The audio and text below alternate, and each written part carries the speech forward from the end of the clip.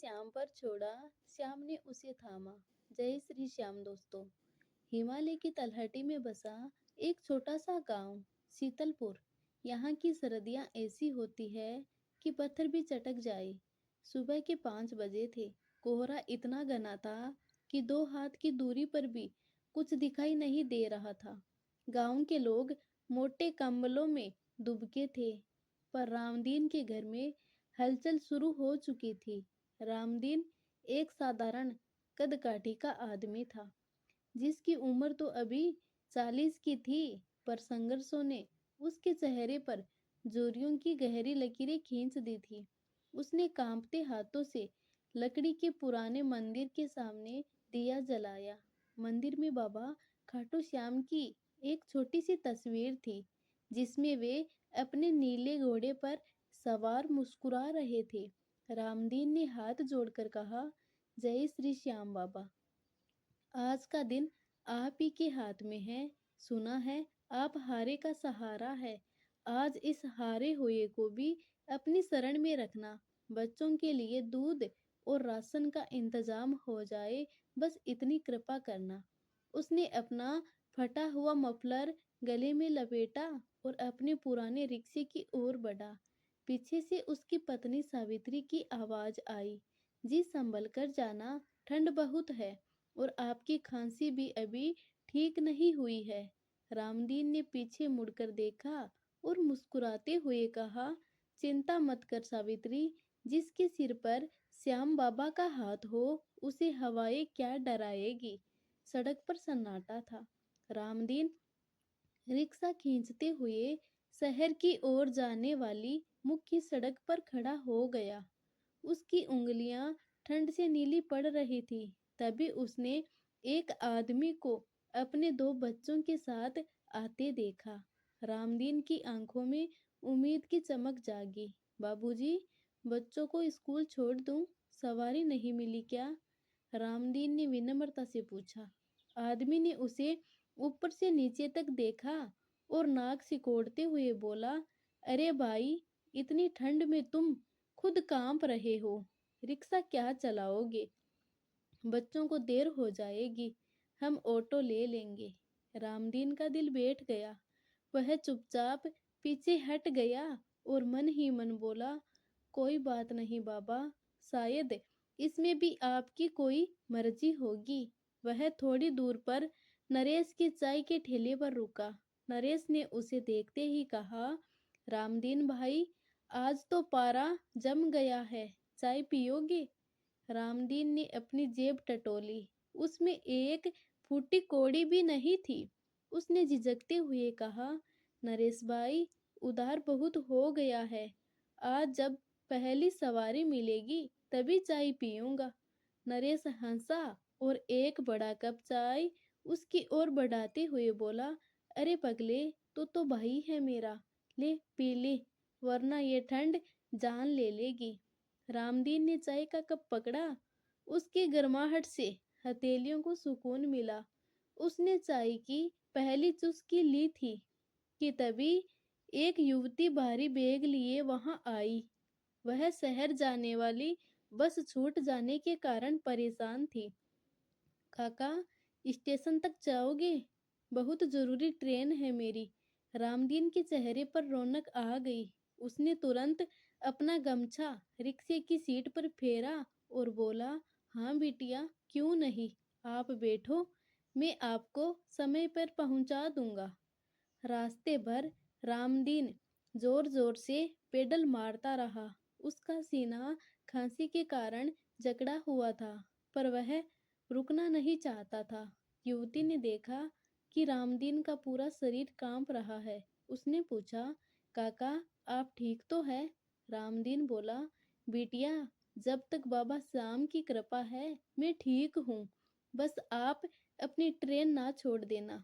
Station पहुंचकर युवती ने पर्स से 100 रुपए का नोट निकाला। रामदीन ने कहा, बिटिया, किराया तो सिर्फ 20 हुआ है। युवती की आंखों में नमी आ गई। उसने कहा, काका, आपकी मेहनत और इस ईमानदारी की कोई कीमत नहीं है।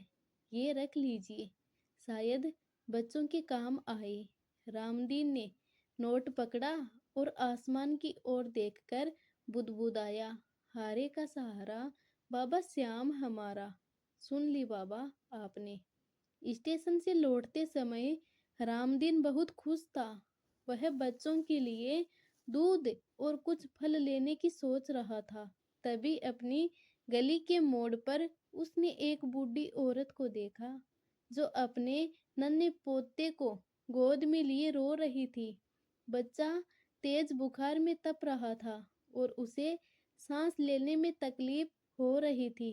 क्या हुआ अम्मा? आप यहाँ सड़क पर क्यों बैठी है? रामदीन ने रिक्शा रोककर पूछा। बूढ़ी औरत रोते हुए बोली, बेटा, इसे 3 दिन से बुखार है।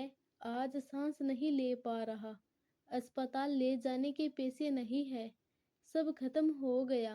रामदीन ने अपनी जेब में हाथ डाला। वह 100 का नोट उसके हाथ में था। एक पल के लिए उसे अपने भूखे बच्चों का चेहरा याद आया, लेकिन अगले ही पल बाबा श्याम का वह संदेश याद आ गया, दीन दुखियों की सेवा ही मेरी असली पूजा है। उसने बिना सोचे वह नोट अम्मा की हथेली पर रख दिया। अम्मा, ये लो, तुरंत इसे डॉक्टर के पास ले जाओ। बाबा श्याम सब ठीक करेंगे। अम्मा ने कांपते हाथों से पैसे लिए और उसे ढेर दुआएं दी। रामदीन खाली हाथ घर पहुंचा, पर उसका मन बहुत हल्का और शांत था। रात का समय था। रामदीन और उसका परिवार एक पुरानी रजाई में सिमटे हुए थे। तभी अचानक दरवाजे पर जोरदार दस्तक हुई। रामदीन घबराकर उठा। बाहर उसका पड़ोसी भानु खड़ा था।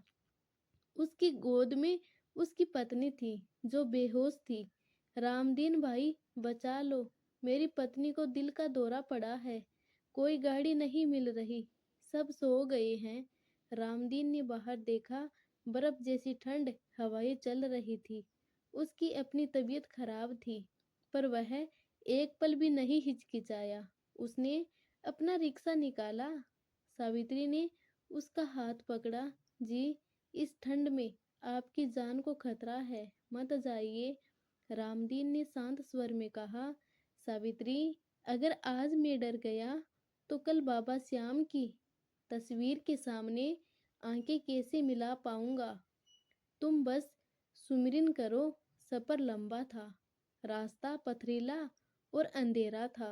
रामदीन रिक्शा खींच रहा था और मन ही मन जाप कर रहा था, ओम श्री श्याम देवाय नमः। उसे महसूस हुआ जैसे कोई अदृश्य शक्ति उसके रिक्शे को धक्का दे रही हो। उसकी थकावट गायब हो गई। अचानक पुलिस की एक जीप आई।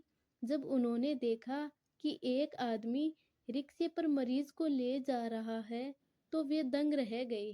पुलिस वालों ने अपनी गाड़ी से मरीज को अस्पताल पहुंचाया। डॉक्टर ने बाद में कहा, अगर ये रिक्शा वाला 5 मिनट भी देर कर देता तो मरीज को बचाना नामुमकिन था। ये तो कोई करिश्मा ही है। रामदीन अस्पताल के बाहर फर्श पर बैठ गया। वह इतना थक चुका था कि उसकी टांगें जवाब दे गई थी।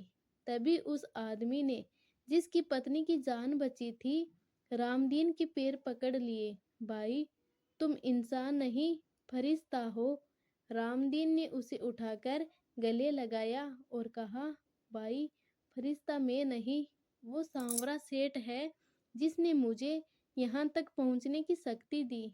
अस्पताल की उस घटना के बाद रामदीन की तबीयत और ज्यादा बिगड़ गई। डॉक्टर ने उसे भारी काम करने से मना कर दिया। रामदीन परेशान था। अब घर कैसे चलेगा?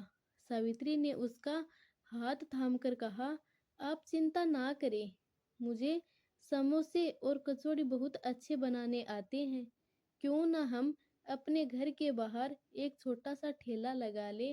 रामदीन को ये विचार पसंद आया, लेकिन समस्या थी पूंजी की। वह गांव के साहूकार सेठ धनीराम के पास गया। धनीराम एक लालची आदमी था। उसने कहा, पैसे दे दूंगा, पर 5,000 के बदले तुम्हारी वह छोटी सी जमीन का टुकड़ा गिरवी रहेगा। अगर समय पर पैसे नहीं दिए तो जमीन मेरी। रामदीन ने बाबा श्याम का नाम लेकर कागज पर अंगूठा लगा दिया। उसने एक पुराना ठेला खरीदा और उसे सजाया। दुकान का नाम रखा श्याम कृपा जलपान गृह। ठेले के कोने में बाबा की एक छोटी सी फोटो लगाई और मोरपंख सजाया। पहले दिन सावित्री ने गर्मा गर्म समोसे तले। रामदीन ने पहला समोसा बाबा को भोग लगाया और फिर बेचना शुरू किया। समोसे की खुशबू पूरे गांव में फैल गई। जो भी एक बार खाता वही कहता, भाई रामदीन, तुम्हारे समोसे में तो जादू है। देखते ही देखते रामदीन का काम चल निकला। लोग उसे समोसे वाला रामदीन नहीं बल्कि श्याम भक्त रामदीन कहने लगे। उसने अपनी मेहनत से सेठ का आधा कर्ज चुका दिया। गांव का भानु, जिसकी पत्नी की जान रामदीन ने बचाई थी, शुरू में तो वो कृतज्ञ था, लेकिन रामदीन की तरक्की देखकर उसके मन में ईर्ष्या यानी जलन पैदा हो गई। उसने लगा कि एक मामूली रिक्शा वाला उससे आगे कैसे निकल गया। गांव के मुखिया के घर में बड़ी बेटी की शादी थी। मुखिया ने रामदीन को 1,000 समोसे का ऑर्डर दिया। ये रामदीन के लिए बहुत बड़ा मौका था। अगर ये सफल हो जाता तो वह सेठ का पूरा कर्ज चुका देता और अपनी जमीन छुड़ा लेता। शादी से एक रात पहले रामदीन और सावित्री ने जाकर सारे समोसे तैयार किए। टोकरियां भरकर रसोई में रखी थी। थके हारे दोनों की आंखें लग गई। इसी का फायदा उठाकर भानु और उसके कुछ साथियों ने रात के अंधेरे में सारी टोकरियां गायब कर दी और उन्हें दूर नाले में फेंक दिया। सुबह जब रामदीन की आंख खुली और उसने रसोई खाली देखी तो उसके पैरों तले जमीन खिसक गई। सावित्री रोने लगी, हाय, ये क्या हो गया। अब हम मुखिया जी को क्या मुंह दिखाएंगे। हमारी जमीन भी चली जाएगी। रामदीन पत्थर की ओर मूर्त बन गया। वह मंदिर के सामने गया और फूट फूट कर रोने लगा। बाबा, क्या मेरी भक्ति में कोई कमी थी? क्या मेरा विश्वास गलत था? आज मेरी लाज आपके हाथ में है। मोहन, रामदीन रोते बिलखते मुखिया जी के पास पहुंचा और सारी बात सच सच बता दी। मुखिया क्रोधित हुए। रामदीन, अगर तुम ऑर्डर पूरा नहीं कर सकते थे तो पहले बताते। अब मेहमान क्या खाएंगे? शाम तक अगर समोसे नहीं आए तो समझ लेना। रामदीन वापस लौट रहा था कि तभी उसने देखा भानु का छोटा बेटा एक समोसा खा रहा था। रामदीन ने गौर से देखा। वह समोसा बिल्कुल वैसा ही था जैसे सावित्री बनाती थी। उसमें वही खास मसाला और वही डिजाइन थी। रामदीन ने प्यार से बच्चे से पूछा, बेटा, ये समोसा कहाँ से मिला? बच्चे ने मासूमियत से कहा, पिताजी रात को बहुत सारी टोकरियां लाए थे। उन्होंने पीछे वाले बाड़े में छुपाई है। रामदीन का शक यकीन में बदल गया। उसने तुरंत मुखिया और गांव के कुछ लोगों को बुलाया। जब भानु के घर की तलाशी ली गई तो बाकी बचे हुए समोसे बरामद हो गए। भानु पकड़ा गया। उसने गांव से बाहर कर दिया गया और मुखिया ने उसे कड़ी सजा दी। लेकिन समस्या अभी भी थी। आधे समोसे खराब हो चुके थे और समय बहुत कम था। रामदीन ने हिम्मत नहीं हारी। उसने श्याम बाबा का जयकारा लगाया। अचानक गांव की सारी औरतें, जिनकी रामदीन ने कभी न कभी मदद की थी, अपनी अपनी कढ़ाइयाँ लेकर उसके घर पहुंच गई। किसी ने आलू उबाले, किसी ने मैदा गूंथा। पूरा गांव एक परिवार बन गया। चंद घंटों में 1,000 की जगह 2,000 समोसे तैयार हो गए। शादी में मुखिया जी ने रामदीन को मंच पर बुलाया और कहा, आज जो स्वाद और जो प्रेम इस समोसे में है वो मैं कभी नहीं चखा। रामदीन, तुम सिर्फ एक दुकानदार नहीं, इस गांव की आत्मा हो। मुखिया ने उसे दोगुने पैसे दिए। रामदीन ने सबसे पहले सेठ धनीराम का कर्ज चुकाया और अपनी जमीन के कागज वापस लिए। उसने उस जमीन पर एक छोटा सा श्याम बाबा का मंदिर बनवाया, जहां हर साल फाल्गुन मेले जैसा उत्सव होने लगा। आज रामदीन का रिक्शा एक बड़ी दुकान में बदल चुका है, लेकिन वह आज भी वही पुराना फटा मफलर पहनता है, ताकि उसे अपना संघर्ष याद रहे। दुकान के बाहर एक बड़ा बोर्ड लगा है, हारे का सहारा, बाबा श्याम हमारा। उसकी दुकान पर कोई भी गरीब आए, उसे समोसे मुफ्त मिलते हैं। रामदीन अब जान चुका है कि जब इंसान अपना सब कुछ बाबा श्याम को सौंप देता है, तो बाबा उसकी लाज कभी नहीं जाने देते। ये कहानी हमें सिखाती है कि चाहे परिस्थितियां कितनी भी कठिन क्यों न हो, अगर हमारा विश्वास अडिग है और हमारे कर्म शुद्ध है, तो ईश्वर यानी श्याम बाबा स्वयं हमारी रक्षा के लिए किसी न किसी रूप में आते हैं। जय श्री श्याम। तो ये थी आज की हमारी वीडियो। आपको ये वीडियो कैसी लगी? अच्छी लगी तो लाइक करें, सब्सक्राइब करें और कमेंट में जय श्री श्याम ज़रूर लिखें। धन्यवाद। जय श्री श्याम।